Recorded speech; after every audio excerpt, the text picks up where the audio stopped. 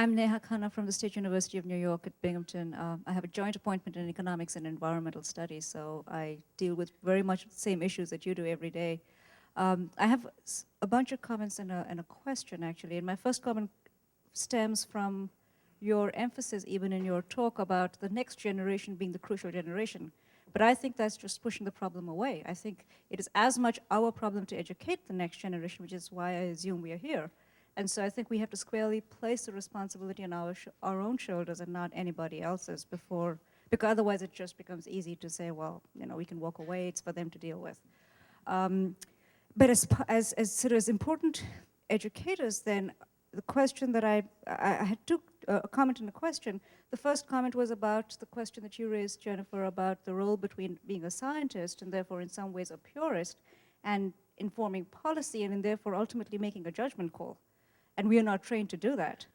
And I think, speaking from my personal opinions, the thing that helped inform my own vision on that was actually getting hands down and getting dirty, going out and being in the muck, which is go and volunteer in your local government, go and be on a city board as a scientist to see how those decisions are actually made and how we have to actually personally travel that gray area.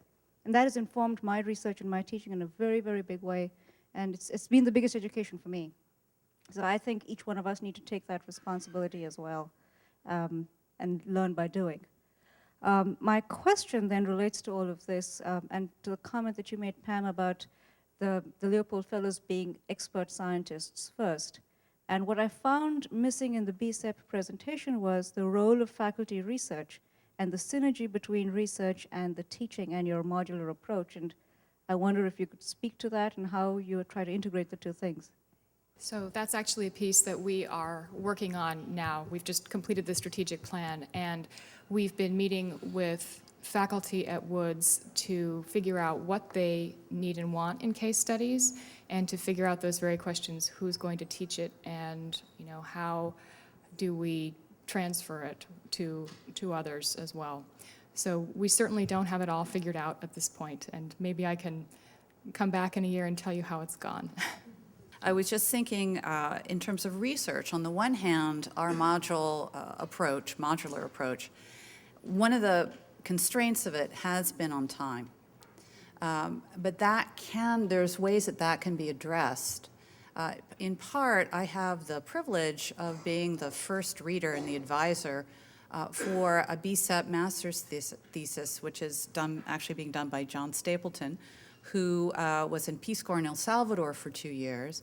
It happens that the kinds of relationships between the El Salvadorian state, local Salvadorian NGOs, and USAID are very similar to the kinds of things that I study and write about myself.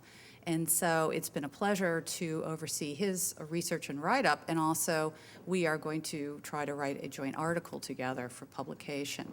So sometimes there's kind of a natural synergy that's luck, or my luck actually, but some of our efforts to do our own research is very heavily constrained by the interdisciplinary nature of the work and the steep learning curve. I'm more recent to the faculty, and my background is political science, and I focus on environmental politics at the international domestic level. So for me, the EPA is a relatively new animal. It's not a new animal anymore for my students who are here. But it's a learning curve for me to ramp myself up regarding US domestic environmental policies. But also there's another research opportunity that Gotham is taking the lead on that I would like to collaborate on as well, which is the PES project in Oaxaca, where we have students. Currently, we've had several students, and Gotham can... Well, one of our first LUE students, the one that we sent out, was to southern Mexico, to Oaxaca, and her name is Kristen Wilson, and she worked with our partner institution there, which is represented here today, and we'll have a full panel on PES tomorrow. So while Kristen was working in Oaxaca, she essentially realized the extent of scarcity of water in Oaxaca and wrote back to us here and said, we would like to, this is a very acute problem and we would like to do something about it. And her work with Juan Jose there, who was her local supervisor, led her to this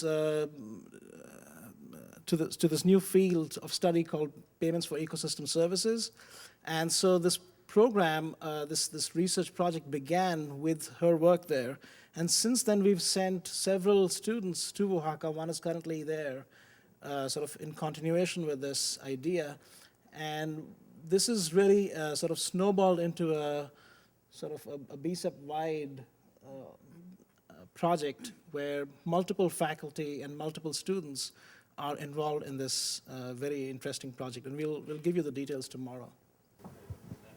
Thank you for letting me get this question in. My name is Gabriel Elsner. I'm the coordinator for the Global Warming Solutions campaign with the student PERGs. And as an undergraduate, while I was at UC Berkeley, most of the education I got was actually outside of the classroom, actually bringing facts to the policy arena.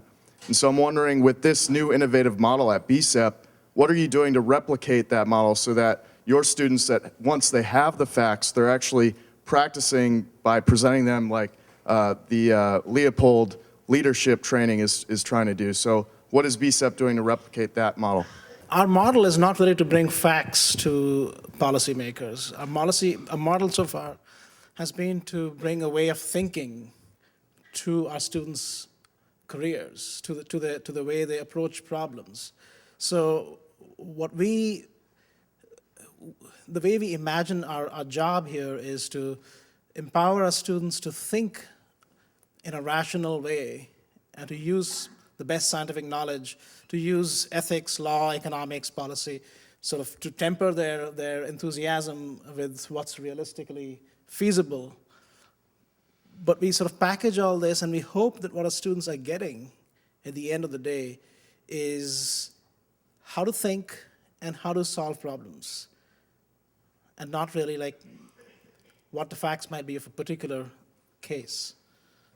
So I'll add to that in just that it's possibly true that we're missing the last piece of the puzzle, which is having a certain perspective and nuanced education doesn't necessarily then make the link to get that information to help inform policy. And so I think Eben has lots of ideas on this, on how to actually concretely try to forge those linkages. And I think that's one of the reasons why he invited Pam today, is for us to think more concretely about the leadership role. So how do we make that link? So I think that's something we can talk about a lot more over the next 2 days. We'll give a quick hand to our panelists.